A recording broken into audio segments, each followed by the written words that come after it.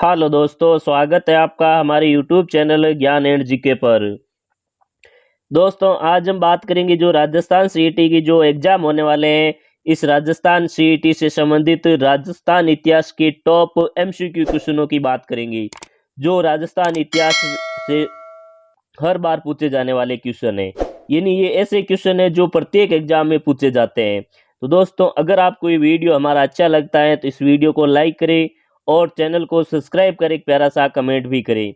अगर आप राजस्थान सीईटी का एग्जाम देने जा रहे हो तो ये वीडियो शुरू से लेकर एंड तक जरूर देखिएगा। ये वीडियो आपके लिए बहुत ज़्यादा हेल्पफुल साबित होने वाला है। साहसमल द्वारा स्थापित सिरोही की किस शासक ने ईस्ट इंडिया कंपनी से संधि की थी? यानी जो सिरोही रियासत की जो स्थापना की थी वो की थी साहसमल ने।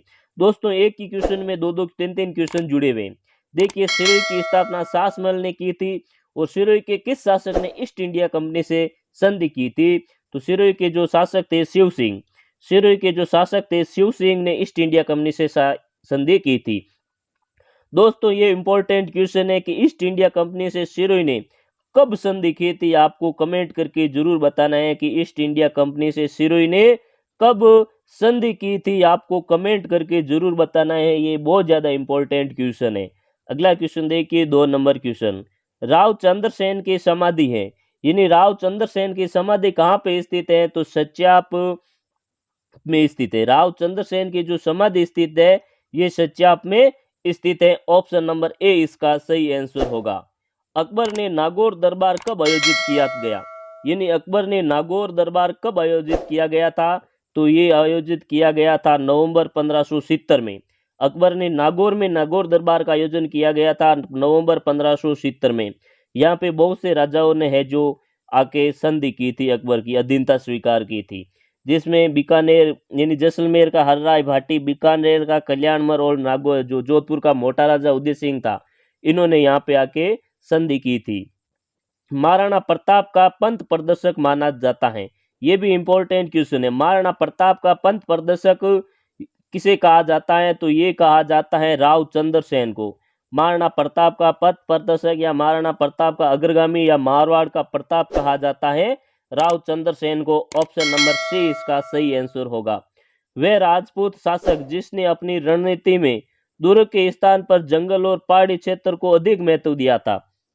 यानी वह राजपूत शासक, प्रथम राजपूत शासक कौन था जिसने अपनी रणनीति में दुर्ग को छोड़कर उस दुर्ग के स्थान पर है जो जंगल और पहाड़ी क्षेत्र को अधिक महत्व दिया था?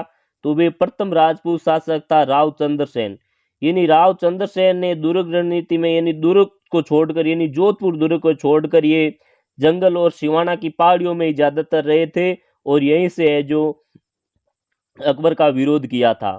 किस शासक की मृत्यु पर औरंगजेब ने कहा था कि आज कुफर यानी धर्म विरोधी का दरवाजा टूट गया है? यानी किसकी मृत्यु के बाद औरंगजेब ने ऐसा कहा था कि आज कुफर का दरवाजा टूट गया या धर्म विरोधी दरवाजा टूट गया? तो ये शासक था महाराजा जसवंत सिंह प्रथम। यानी महाराजा जसवंत सिंह प्रथम जो जोधपुर के राजा थे, इनकी मृत्यु पर औरंगजेब ने कहा था कि आज कुफर का दरवाजा टूट गया, यानी जो धर्म विरोधी था जसवंत सिंह, उनका दरवाजा टूट गया, यानी वो मर गया। सम्राट जहांगीर ने दल थमन की उपाधि प्रदान की। सम्राट जहांगीर ने दल थमन की उपाधि किसे दी थी? तो दल थमन की जो उपाधि दी थी सम्राट जहांगीर ने, या तो ये उपाधि किसे दी गई थी? तो ये राव गज सिंह को दी थी गई थी, जो बीकानेर के शासक थे गज सिंह। इनको जहांगीर ने दल थमन की उपाधि दी थी। दोस्तों, अगर आपको ये वीडियो अच्छा लग रहा है तो इस वीडियो को लाइक करें और चैनल को सब्सक्राइब करें, एक प्यारा सा कमेंट भी करें। देखिए 8वां क्वेश्चन। सवाई जयसिंह अंतिम हिंदू नरेश थे जिन्होंने जयपुर में अश्वमेध यज्ञ संपन्न करवाया था। यानी जयपुर के जो सवाई जयसिंह थे ये अंतिम हिंदू नरेश थे जिन्होंने जयपुर में अश्वमेध यज्ञ कराया था 1740 ईस्वी में। 1740 ईस्वी में अश्वमेध यज्ञ करवाया था। इस यज्ञ में पुरोहित का कार्य किसने किया था? यानी जो यज्ञ हुआ था इस यज्ञ में पुरोहित का कार्य कराने वाले कौन व्यक्ति थे?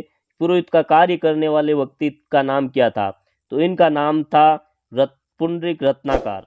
पुंडरीक रत्नाकर इस यज्ञ में पुरोहित का कार्य संपन्न करवाया था। रानी उम्मादे जो इतिहास में रूटी रानी के नाम से प्रसिद्ध है। यानी उम्मादे रानी जो उम्मादे थे हैं ये इतिहास में रूटी रानी के नाम से प्रसिद्ध है। किस राठौड़ शासक की पत्नी थी?